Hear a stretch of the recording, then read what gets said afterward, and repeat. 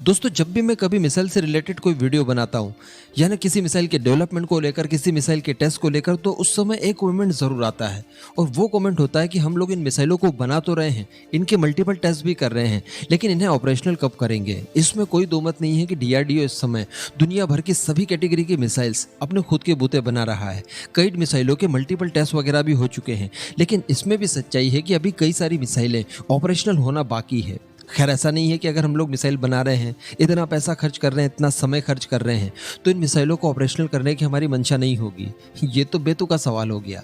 यहाँ पर मैं आपको बता दूं कि कुछ लोग मजे लेने वाले हैं, वो लोग अक्सर इस तरह का कमेंट करते हैं, लेकिन कई लोग एक्चुअल कमेंट करते हैं जिन्हें चिंता है कि जब हम लोगों ने मिसाइल डेवलप कर ली है, इसके कई सारे टेस्ट हो चुके हैं, तो फिर भला अभी तक मिसाइल ऑपरेशनल क्यों नहीं की गई।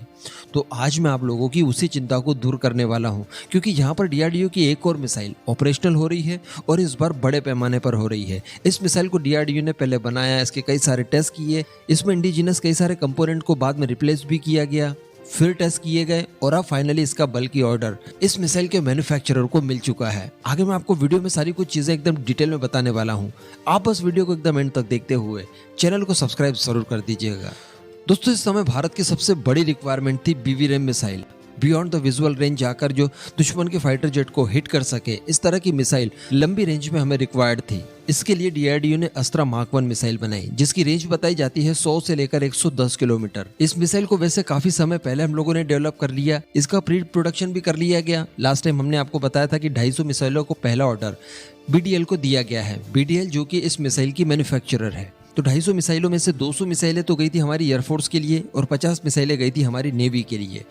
नेवी की अगर बात की जाए तो इस समय MiG-29K जो है उसमें इसके इंटीग्रेशन का काम चल रहा है। इसके ग्राउंड टेस्ट वगैरह कर लिए गए हैं, फ्लाइट टेस्ट वगैरह जल्दी हम लोग देख पाएंगे। वहीं अगर बात की जाए इंडियन एयरफोर्स की, तो सुखोई 30 तो इसके लिए इस्तेमाल किया ही जाता है।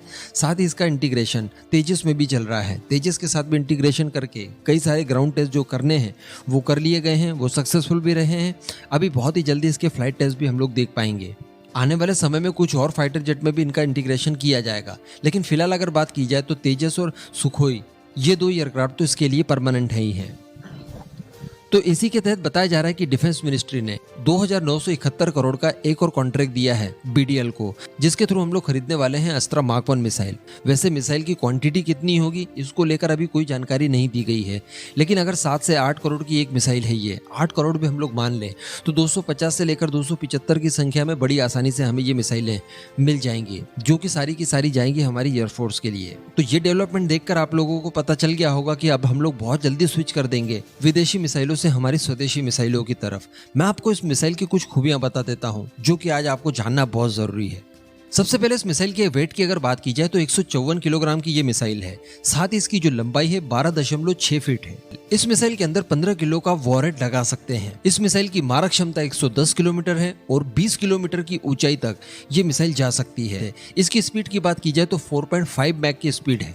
अगर इसे किलोमीटर में कन्वर्ट किया जाए तो 5556.6 किलोमीटर प्रति घंटा। तो कहने का मतलब दुश्मन के पास कोई भी मौका नहीं होगा इससे बचने के लिए। अभी इसकी किल प्रोबेबिलिटी अगर देखी जाए तो वो 95% है, यानी 100 मिसाइलें अगर हमने दुश्मनों के फाइटर जेट पर दागी तो 100 में से 95 फाइटर जेट मार गिरा पाने में ये पूरी तरह से सक्षम है। अभी रिसेंटली इसके अंदर भारतीय सीकर का इस्तेमाल किया गया, KU बैंड सीकर का, जिससे पहले हम लोग रशियन सीकर इस्तेमाल करते थे। तो इस तरह की ये कुछ मिसाइल होगी। इसके बाद नंबर आता है अस्त्रा मार्क 2 का, जिसकी रेंज 160 किलोमीटर तक बताई जाती है। और आगे देखें तो अस्त्रा मार्क 3 जो कि SFDR टेक्नोलॉजी पर बेस्ड होगी और 300 किलोमीटर से ऊपर उसकी रेंज होने वाली है। तो कहने का मतलब ये जो भारतीय प्रोग्राम है ईयर टू ईयर मिसाइलों का, ये भारत के लिए बड़ा ही शानदार और कारगर साबित होगा, क्योंकि इससे पहले हम लोग रशियन मिसाइलें इस्तेमाल करते थे ज़्यादातर, और साथ ही इजराइल की मिसाइलें।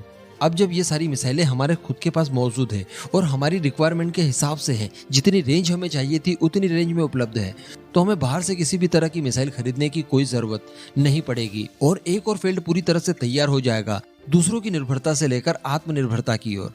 अब इस पूरे मुद्दे पर आपका जो भी मानना हो नीचे कमेंट करके ज़रूर बताइएगा।